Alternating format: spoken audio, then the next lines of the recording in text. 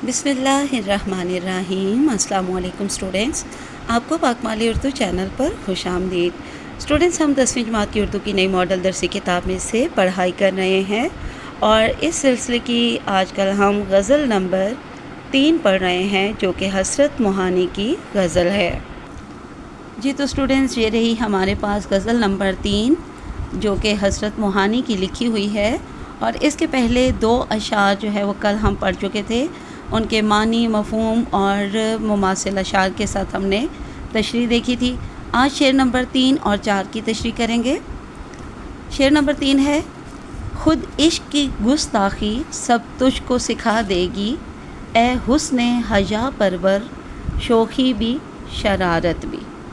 तो सबसे पहले इसमें मानी देख लेते हैं। गुस्ताखी का मायनी बेबाकी या बेअदबी। हुस्न हया परवर यानी कि ऐसा हुस्न जो हया रखता हो, शर्म व हया वाला हुस्न, ठीक है। शोखी यानी कि तेज़ी, चुलबुलापन। और इसका जो है एक और मायनी बेकरारी, बेबाकी भी हो सकता है, ठीक है। और इस शेर का मौजू है इश्क का महबूब पर असर होना, यानी इश्क जो है वो महबूब पर किस तरह से असर अंदाज होता है। तो अब यहाँ पर जो मफ़हूम है वो मैं पहले पढ़ देती हूँ, फिर मैं अपने अल्फाज में भी आपको बताऊँगी मज़ीद सादा और मुख्तसर करके। महबूब का हुस्न खूबसूरत अदा रखता है, जब वो आशिक़ सादिक का यानी सच्चे आशिक़ का सामना करता है तो वो शर्म व हया से पर्दे में छुप जाता है, ठीक है। अब यहाँ ये तशरीह आपके सामने है, इसको अच्छे से देख लीजिए, इंशाल्लाह आपको बिल्कुल क्लियर दिख रही होगी। और इस शेर में हम देखते हैं कि शायर क्या कहना चाह रहे हैं। सबसे पहले तो मफ़हूम को मैं जो है वो बिल्कुल सादा करके बताना चाहूँगी कि ये जो शेर है, खुद इश्क की गुस्ताखी सब तुझको सिखा देगी, ए हुस्न हया परवर शोखी भी शरारत भी। तो इसका मतलब ये हुआ या इसका मफ़हूम ये हुआ कि इश्क जो है ना वो एक ऐसा जज्बा है जो इंसान को बदल कर रख देता है, ठीक है। यानी इश्क में ऐसी ताकत होती है जो इंसान को बदल कर रख देती है। एक बार और बताऊंगी कि इश्क एक ऐसा जज्बा है जो इंसान को बदलने की ताकत रखता है, ठीक है। इंशाल्लाह आपको मफ़हूम बिल्कुल सही से समझ आ गया होगा। अब हम इसकी तशरीह को देखते हैं कि इस शेर में शायर जो है वो महबूब को मुखातिब कर रहे हैं, ये तो हमें पता चल गया। तो वो महबूब को मुखातिब करके क्या कह रहे हैं?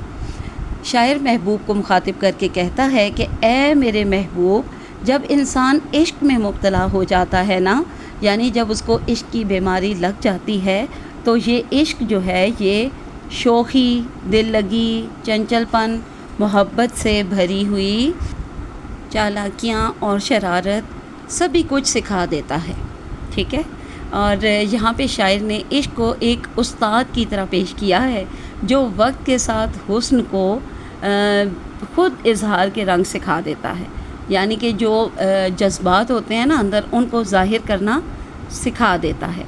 गोया हुस्न जो होता है वो जितना भी मासूम हो, इश्क उसे इजहार और ताल्लुक़ के नए रंग दिखा देता है। शेर में इश्क, हुस्न, हया, शोखी और शरारत जैसे अल्फाज जो है ना वो अलामात के तौर पर इस्तेमाल हुए हैं, और ये तमाम के तमाम क्योंकि अल्फाज एक दूसरे के साथ लाज़िम व मलज़ूम ताल्लुक़ रखते हैं, तो इसलिए ये सनत मिरातुन नज़ीर हैं का इस्तेमाल हुआ है। और बुनियादी तौर पर यहाँ पर शायर हमें क्या चाह रहा है? शायर हमें इश्क की अहमियत के बारे में बता रहा है। यहाँ पर आपको इकबाल का एक मुमासिल शेर बताना चाहूँगी। जब इश्क सिखलाता है आदाबे खुद आगाही, खुलते हैं ग़ुलामों पे असरारे शहनशाही।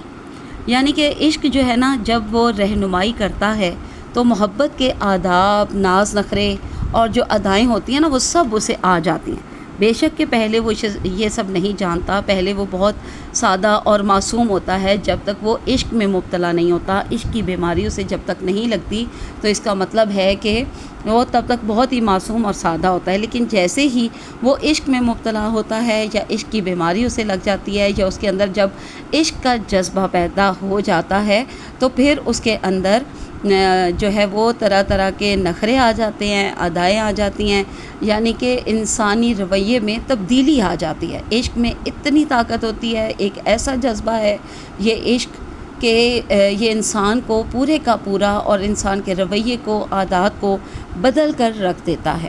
کیونکہ عشق کے جن عناصر کا یہاں پہ ذکر کر رہے ہیں نا شاعر، وہ تمام عشق میں لازم و ملزوم ہوتے ہیں۔ مثلاً حسن حیا جو فطری طور پر باوقار، معصوم اور شرم و حیا کو ظاہر کرتے ہیں، جبکہ شوخی اور شرارت ایسی حالتیں ہوتی ہیں، ایسی کیفیات ہوتی ہیں جو عشق کی بدولت ہی انسان میں پیدا ہوتی ہیں۔ گویا شاعر نے یہاں پر متضاد کیفیات کے ذریعے شعر میں توازن اور گہرائی کو پیدا کیا ہے۔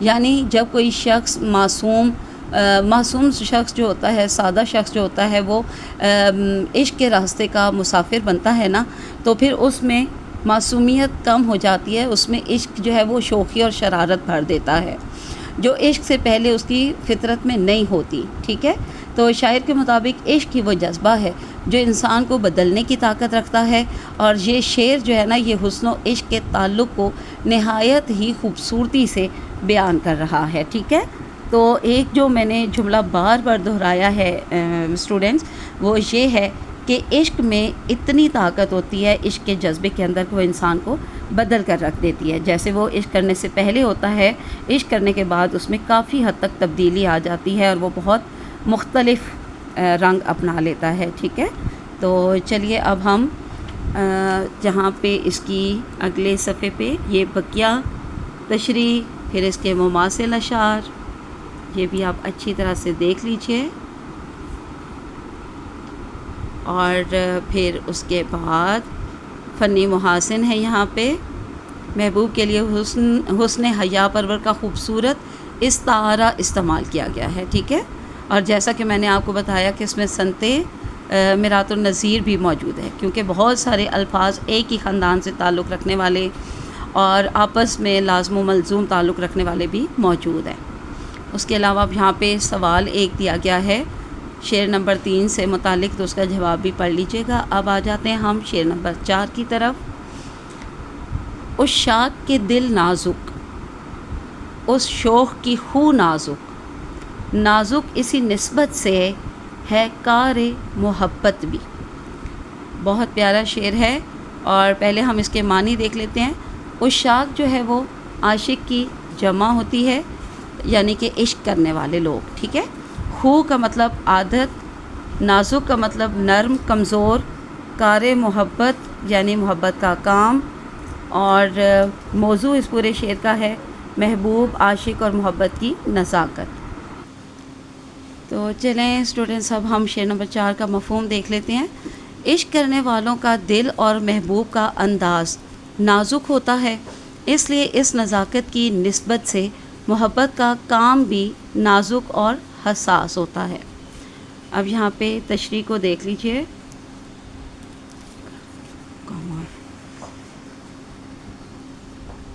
اس شعر میں شاعر کیا کہنا چاہ رہے ہیں، یہاں پہ سب سے پہلے مفہوم کو ہم پھر سے دیکھ لیتے ہیں کہ عشاق جو ہوتے ہیں، یعنی کہ عاشق لوگ جو ہوتے ہیں، ان کے دل بہت نازک ہوتے ہیں۔ یہ بتانا چاہ رہا ہے شاعر یہاں پہ کہ عاشق لوگوں کے دل اتنے نازک ہوتے ہیں کہ ذرا سی بات پر جو ہے وہ ناراض بھی ہو جاتے ہیں، اور ذرا سی بات جو ہے ان کا دل توڑ دیتی ہے۔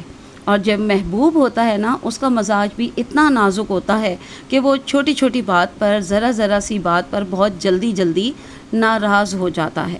ٹھیک ہے، تو اب ہم دیکھتے ہیں کہ اس میں شاعر جو ہے وہ ہمیں مزید کیا کہنا اور کیا بتانا چاہ رہا ہے۔ اس شعر میں شاعر بہت خوبصورت انداز میں جذبات عشق کی کیفیت کو بیان کر رہا ہے۔ شاعر عشق، عاشق اور محبوب کے راستے کی نزاکت کو خوبصورتی سے بیان کرتا ہے۔ شاعر کے مطابق محبت کرنے والے لوگ حساس دل کے مالک ہوتے ہیں۔ کیسے ہوتے ہیں، یہ آپ کو شعر کے اندر اور اس کے مفہوم سے واضح پتہ چل گیا ہوگا کہ شاعر جو ہے وہ اس شعر کے مطابق ہمیں پتہ چلتا ہے کہ شاعر یہ کہنا چاہ رہا ہے کہ جو لوگ محبت کرتے ہیں ان کے دل بہت حساس اور بہت نازک ہو جاتے ہیں. ٹھیک ہے، تو یہاں پہ اقبال کا ایک شعر بتانا چاہوں گی. محبت کے لیے دل ڈھونڈ کوئی ٹوٹنے والا، یہ وہ میں ہے جسے رکھتے ہیں نازک آبگینوں میں. اور شاعر کا جو محبوب ہے نا، جیسے اس کو شاعر نے بہت شوخ قرار دیا ہے، وہ بھی بہت نازک مزاج کا ہے اور بہت ہی جلدی وہ شاعر سے یعنی اپنے عاشق سے ناراض ہو جاتا ہے. جب دونوں طرف نازک مزاجی ہو، عاشق بھی بہت نازک مزاج کا اور حساس دل کا ہو اور محبوب بھی بہت نازک طبیعت کا ہو، تو پھر لازمی ہے کہ محبت کا معاملہ بھی بہت نازک اور احتیاط طلب جو ہے ہو جاتا ہے. بنیادی طور پر اس شعر میں شاعر محبت کی راہ میں جو حساسیت آتی ہے، جو احتیاط ہوتی ہے، جو جذباتی پہلو ہوتے ہیں، ان کو بیان کر رہا ہے، ان کے بارے میں بتا رہا ہے. شاعر کے نزدیک جب دونوں طرف سے نزاکت پائی جائے تو محبت کا بندھن بھی اتنا ہی نازک اور نرم رویے کا محتاج ہو جاتا ہے. یعنی کہ عاشق اور محبوب دونوں کو ایک دوسرے کے جذبات کا بھی، ایک دوسرے کے رویے کا بھی خیال رکھنا پڑتا ہے.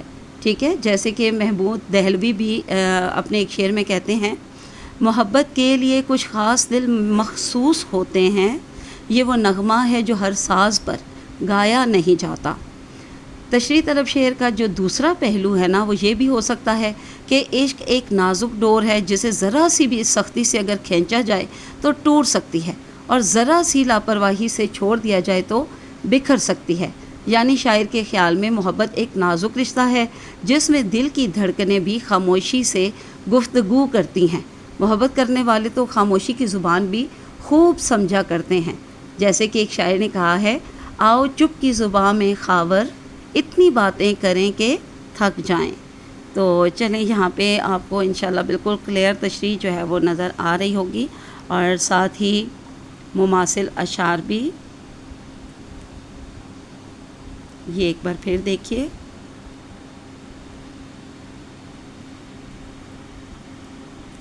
یہ فنی محاسن، اور یہ جو اس میں ایک سوال دیا گیا ہے اور اس کا جواب، تو یہ بھی یاد کر لیجئے گا، اور باقی انشاءاللہ کل پڑھیں گے. آج کے لیے اتنا کافی ہے. اللہ حافظ، فی امان اللہ.